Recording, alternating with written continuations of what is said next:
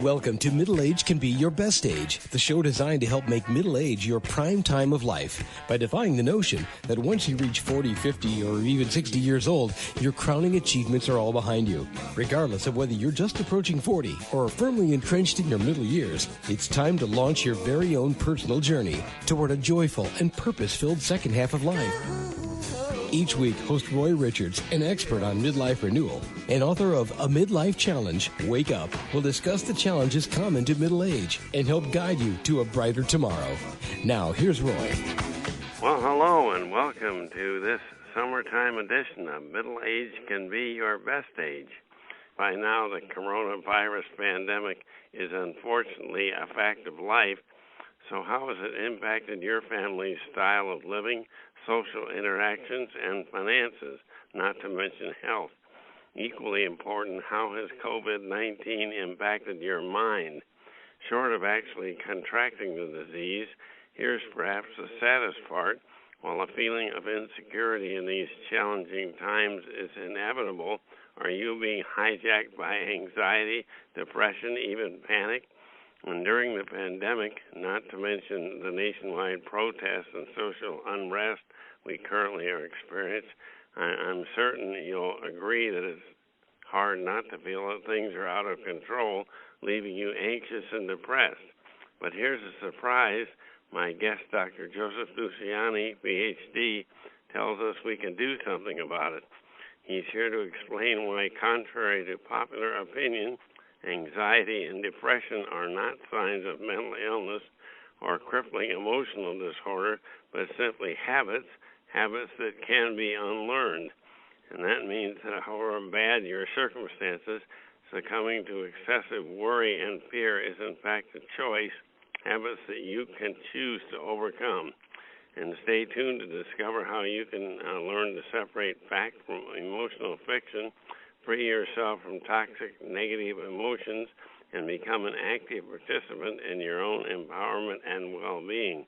And as I describe Dr. Joe Luciani's many qualifications, you will understand why his opinion is so widely sought out and respected. Dr. Joe, as he is called, has been practicing clinical psychologist for more than 40 years.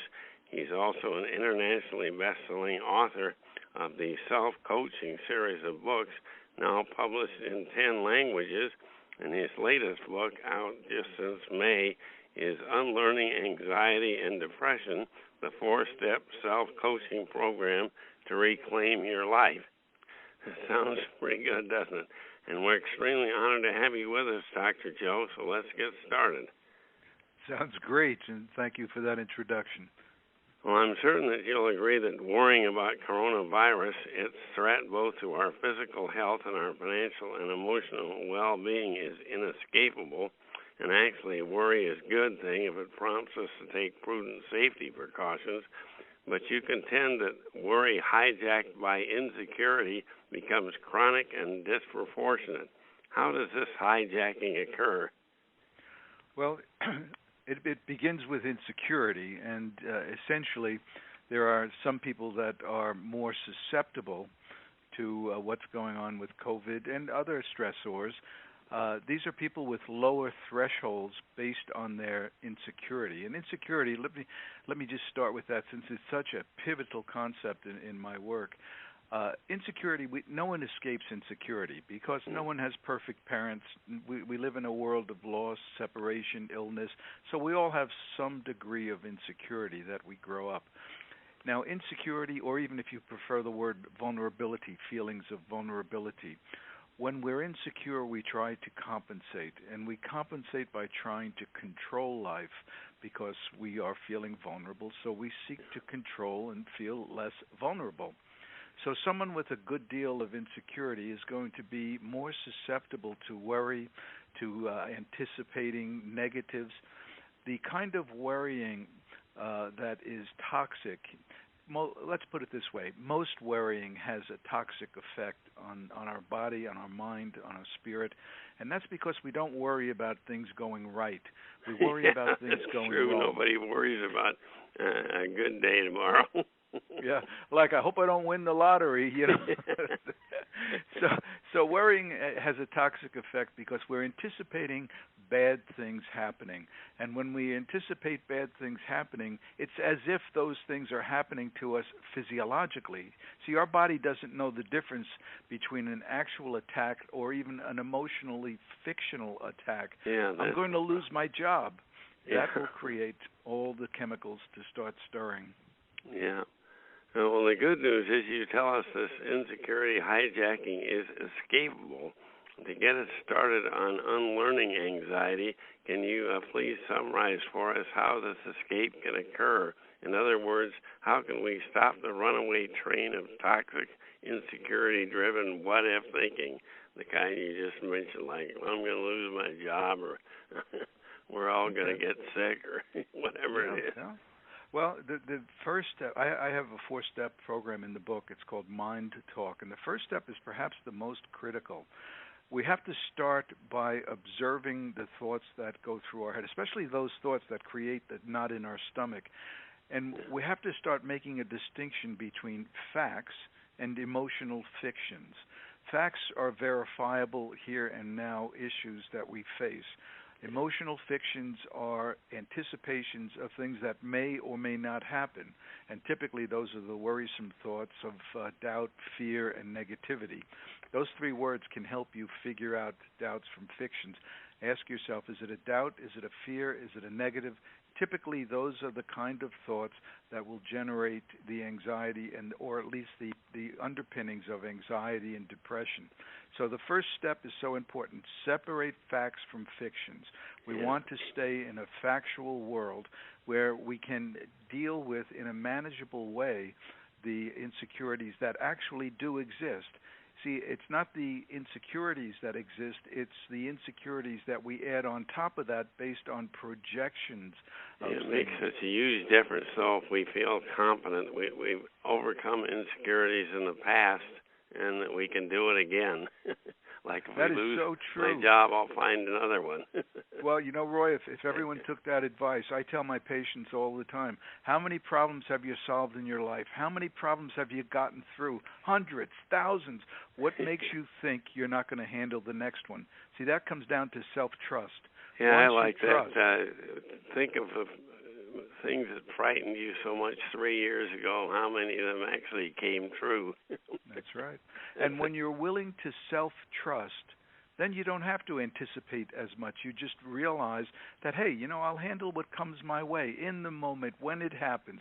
That's what self-trust is all about. And self-trust is the antidote to anxiety and depression. No one with anxiety and depression has significant self-trust. They're either in the future trying to protect themselves or they're ruminating about the past, but they're not living in the present. It's really pointless to sit there and ruminate about the past unless it somehow helps you deal with the future, which it usually doesn't. Yeah.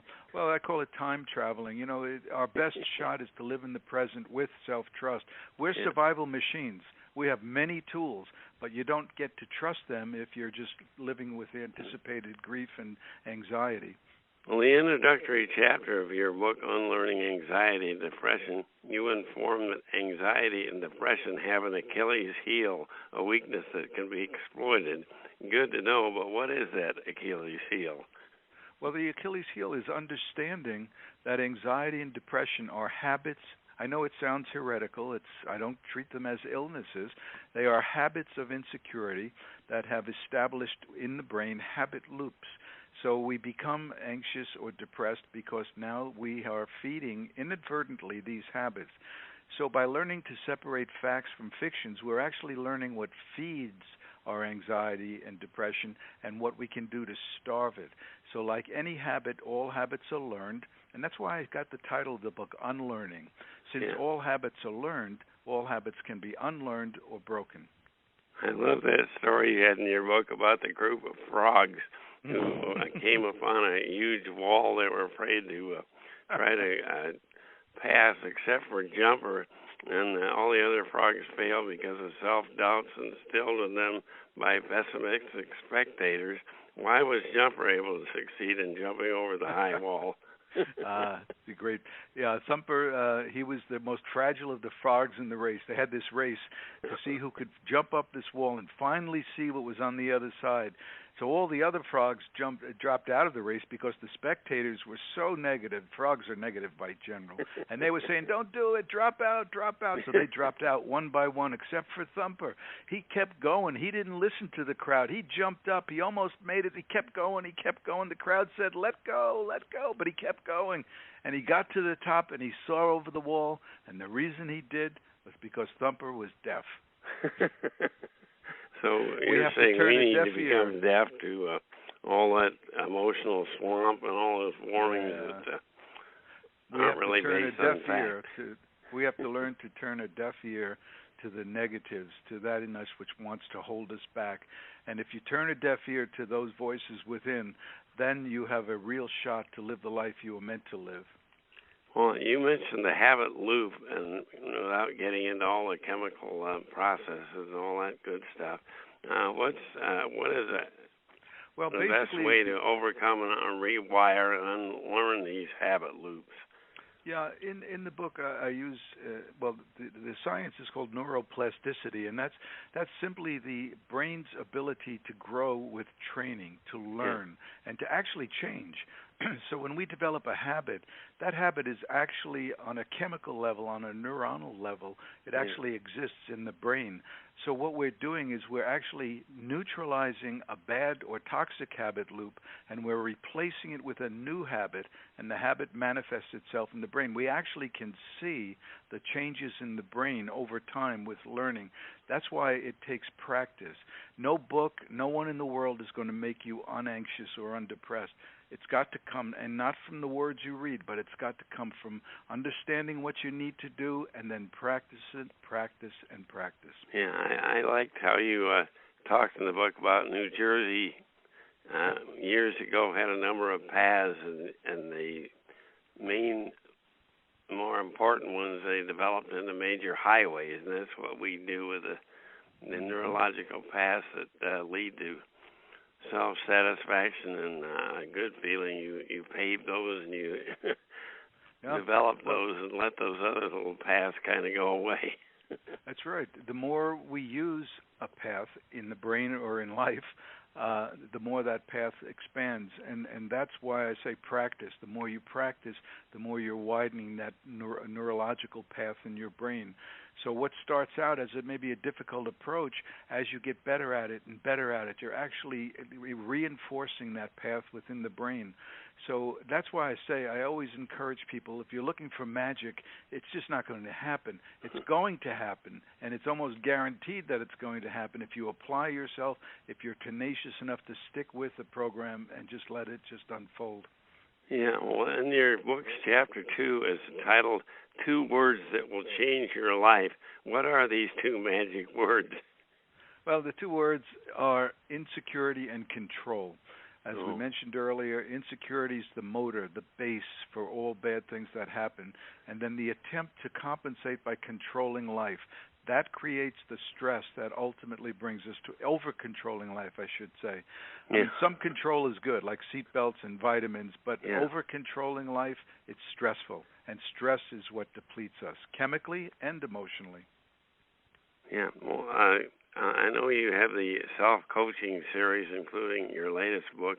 Can you please give us a summary description of how self-coaching works and how best we can get started on exercising, stimulating, and retraining our brain so that we can reclaim that life free of chronic doubts and suffering? How do we get started on self-coaching? Well, the essence of the book, obviously, there's a foundational aspect of the book giving you the understanding of the conscious, unconscious, how our mind plays a part in all of this. But the essence is really a 4-part, what I call mind talk. And there are 4 steps. The first step is separating facts from fictions. The second step is how to stop that runaway train. The third step is called responsive living, which is the way you ultimately want to get your life geared into. And the last step is the motivational step. That's the coaching step. you need to be encouraged. You need to really go the distance. And you're not going to do that if you're going to hang your head low and just get yourself into a pessimistic rut. No, so and you can't always depend on others to motivate you either. That's right. A lot of that's self-motivation. Yeah. And motivation, when you see results, becomes easier and easier. At the beginning, and that's why I include, I think, 40-some-odd daily pep talks, just to get you started, just to get your motor going. Yeah, that's a great thing to do early in the morning, is give yourself a little pep talk. Absolutely. We all want the same thing, and that's to have a fulfilling life of happiness without stress and strain. So basically, when you are out of sync with yourself, you suffer. The key is to realize you can get in sync, but you got to work for it. You got to be willing to work for it. Well, let's talk a little bit about your new book, Unlearning Anxiety and Depression. It contains a wealth of scientific information. Is it written primarily for mental health professionals, or can a lay person like me also benefit? I always write to the lay person. I write as I speak. I do not want to labor any point that doesn't need to be labored, any scientific point. Basically, this is written for a lay person without any psychological, chemical, physiological background. It's written for normal people who are just trying to feel better about themselves. So I would have to say the book itself is certainly something that could be read by anyone from high school age right on up. Oh, that's great. So but you don't necessarily have to be completely overcome with anxiety and depression to get real benefit out of the book. Then I guess we all have that tendency at times to be depressed. That's a good point. The book is primarily written for mild to moderate anxiety, depression, but it is very useful even with severe depression. Yeah. I would assume someone with severe depression has a psychiatrist or a therapist. They're on medication, and this book can actually help in that it's an adjunct to medication, which is a therapy facilitator. So medication's important in some cases, but this book can really help to minimize the dosage and even sometimes get off that medication. Yeah, it makes so much sense to have what do they call that, the approach where you try all kinds of different approaches to improve your situation. Yeah. Not just medical, taking medicine. There are many studies that show that medication with a cognitive approach, which my book is the best approach for anxiety and depression. Medication alone is not as good as, and with severe anxiety and depression, cognitive therapy alone is not as good as. So the combination of medication and cognitive behavioral therapy has been shown to be the best and most effective for severe conditions. I guess they call that homeopathic, isn't it, where you use a number of different approaches? Yep. Homeopathic is another approach. Well, where's the best place for our listeners to go to preview and purchase your latest book, Unlearning Anxiety and Depression? Well, I would encourage people to go to my website, which is www.selfcoaching.net, N-E-T, and Amazon, Barnes & Noble, all your major booksellers, you could find the book there. Does that your website have a dash between self and coaching? It seems like it does. Either way, it could. You could do self-coaching or self-coaching. It'll still come to the same place. Okay. You've also authored several previous books in your self-coaching series. Give us a couple of those previous titles and what those books are about. Well, the last one is called Thin from Within. It is the psychology of weight loss in terms of it's mind over mouth. I mean, if you really want to lose weight, you're going to have to change your psychology, and that's what Thin from Within is about. And then I have self-coaching, a powerful program to beat anxiety and depression. This was the forerunner to the current book, and the power of self-coaching, which is more written for success-oriented, kind of business-oriented, and also Reconnecting, which is a book for married couples that are having trouble. I'm sorry? Well, that sounds like a great variety of books on subjects that most everybody experiences, at least one of the issues. A lot of us thin from within. That makes so much sense because you go on these diets and drop pounds, and then you go right back to your old habits unless that's change absolutely your right. You hit the nail on the head, Roy. We if you don't change yourself, if you don't change your mind, you will go back. And yo-yo dieting is so just evident in our society because we don't change ourselves. A diet is not a way to lose weight. It really isn't. No. Well, in conclusion, I'm certainly all agree that the negative impact of COVID-19 is extremely troubling, potentially both to our physical health and our finances. It is what it is, and we can be certain before long, maybe early next year, our own U.S. medical researchers or scientists from somewhere else in the world will discover and test a vaccine that will enable us to fend off this disease and get back closer to normal. In the interim, you and I and loved ones certainly don't want to add to our misery by inventing in your mind bad thoughts and fantasies unsupported by facts and keeping awake at night worrying about things that haven't actually happened. And Dr. Joe Luciani points out you and I can accomplish this escape through self-coaching and his powerful 4-step mind talk strategy, and you can learn to stop worrying needlessly, anticipating and attempting to fully control your life, start living more spontaneously from a place of self-trust, separate facts from insecurity-driven emotional fictions, and develop critical awareness of your inner neurotic dialogue. And all that's contained in his latest book. And when you accomplish this, you will begin looking for opportunities, large and small, to help others deal with their pandemic difficulties and uncertainties. And that's very rewarding when you can help someone else. And you'll take this unparalleled opportunity to pause for self-reflection and for more face-to-face positive interaction with those you love, especially your family members. And if you're overburdened with anxiety and depression, I strongly encourage you to preview and purchase Dr. Joe Luciani's new book, Unlearning Anxiety and Depression.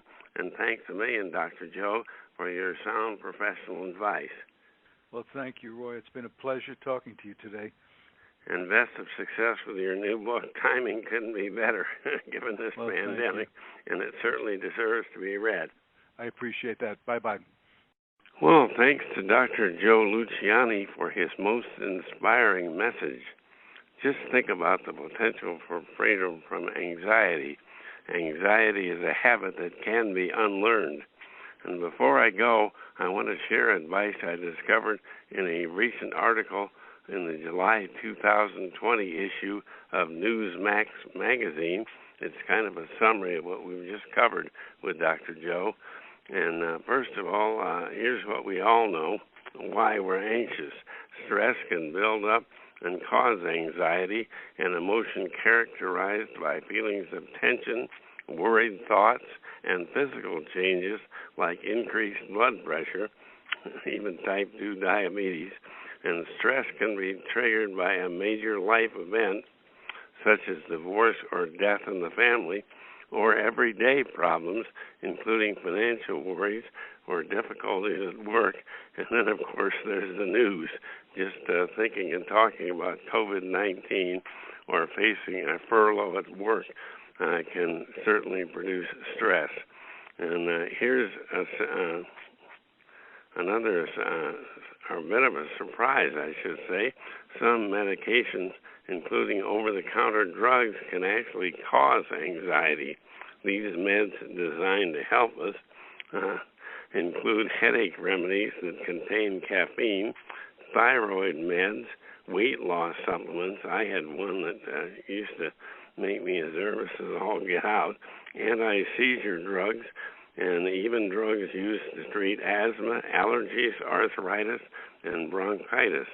And sometimes the first symptoms of a real illness can include anxiety, and a serious illness or chronic health problem, of course, can cause anxiety over the course of treatment. Who doesn't worry about having cancer, for instance? And here's something I can certainly agree with. Some personalities are more disposed to develop anxiety than others. And if you're like me, you're a chronic worrier, feel agitated, restless, and easily fatigued, or always feel on edge, you're probably a type A personality, and you're more likely to suffer from anxiety. And if any of your relatives suffer from anxiety, I guess it kind of runs in the family because they say you're at increased risk. Numerous studies have found specific genes linked to anxiety.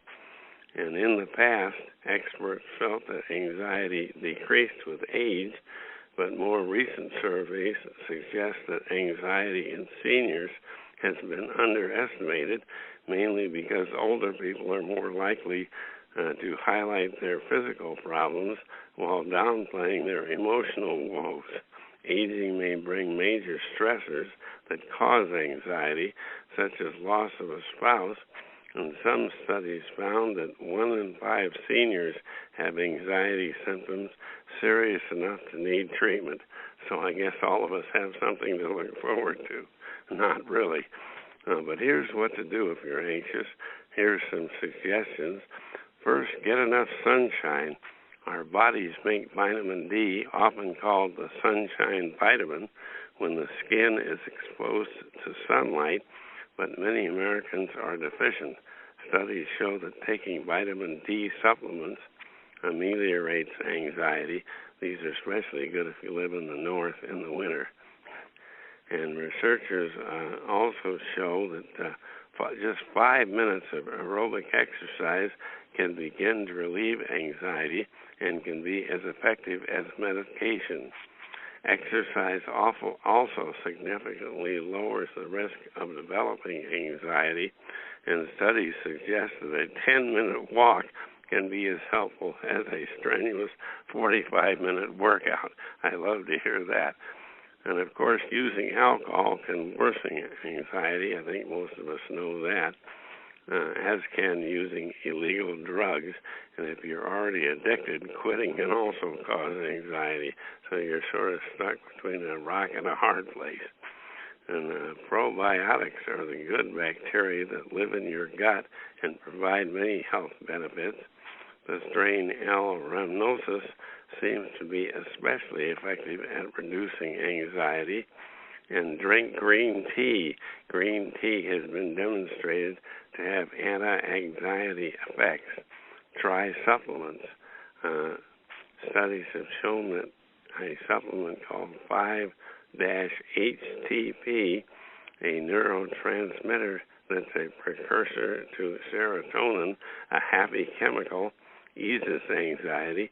Fish oil, which may enhance antioxidant response, also helps reduce anxiety. And finally, consider herbs. Chamomile, kava, lavender, valerian, and lemon balm. I must admit I've never heard of some of these. They're among traditional herbal remedies used to reduce anxiety, and some studies found that both ashwagandha and passion flower are as effective as some prescription drugs, and they're less addictive too. Well, what if happens if all else fails and you're still anxious? Well, then it tells you to get professional help. If self-help measures don't ease your anxiety, or you think it could be linked to a physical problem, see a professional. Your doctor can sort out physical ailments and may recommend a mental health specialist who can treat you with medication and psychotherapy. But let's end today's program with some good news. Anxiety is not a life sentence. Anxiety is a common ailment. The National Institute of Mental Health says that about 1 in 5 adults have some sort of anxiety disorder, but it doesn't need to be a lifelong condition. Researchers at the University of Toronto found that 72% of people with a history of generalized anxiety disorder, or GAD, G-A-D, had been free of the ailment for at least a year, and 40% of them were in excellent state of mental health. We are so encouraged to learn that even among those whose anxiety disorders had lasted a decade or longer, half had been in remission from GAD for the past year, said researcher Esme Fuller Thomason. Quite a name. I don't know if Esme is a man or a lady. This research provides a very hopeful message for individuals struggling with anxiety, their families, and health professionals. Our findings suggest that full recovery is possible even among those who have suffered for many years with this disorder. So say goodbye to stress and anxiety. Take those steps we just described plus others, and you can change that bad habit to a good habit, one that provides us, helps you relax and take life one day at a time and quit worrying about what they say on the national news networks. And that's our program for today. May each of you have a life free from anxiety and happy and restful middle age and into old age. And bye for now, for middle age can be your best age. You've been listening to Middle Age Can Be Your Best Age, hosted by Roy Richards, an expert on midlife renewal and author of both A Midlife Challenge, Wake Up, and Wake Up, Captain and Crew, Restart Your Engines. You can learn more about Roy and his middle age renewal training system by visiting his website, middleagerenewal.com.